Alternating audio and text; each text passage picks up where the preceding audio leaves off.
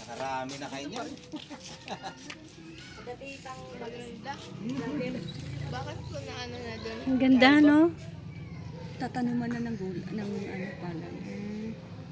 Ay, di pala yung palay.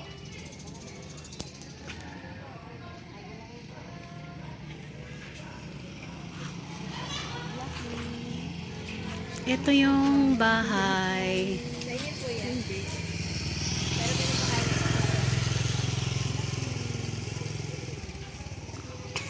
Sa itaas yung ibang kapatiran. Si Sister Roxanne, asawa ni Pastor Roy. Yan. Si Sister Maricar.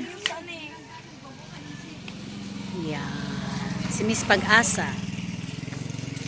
Ayan, si Eunice, si Elise, Sister Cecil, Anong oras na po ba? si Edwina. Yan. Taas pa ng araw, oh. 3 to 6. Uy, ang ganda nung ano nila doon, sampayan. Ay, oo nga, no? Ang ganda din ang pwesto mo, Jabes, ah. Di ka nagyayaya.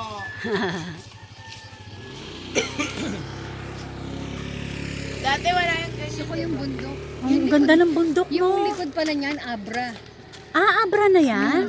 Sabi ni Pastor Roy, Abra na yung likod. Ah. Umpisahan na natin ngayon. Kasi ito mas malayo sa Baguio to eh. Di ba? Ah. Brad, Alin po? mas malayo sa Baguio yung lugar na ito. Opo. Diba, Kasi bagyo po dyan eh. Sino ba may sabi? Ikaw ba, Sister Rox, na likod niyan, Abra na? Hindi yata. Si, Yan po. Si Ang Pastor Abra Roy po. yun. Dyan po yung ano, yung Sagada. Ah, Sagada. Tingnan mo nga. Oh. Sa may skyline ba yun? Sagada.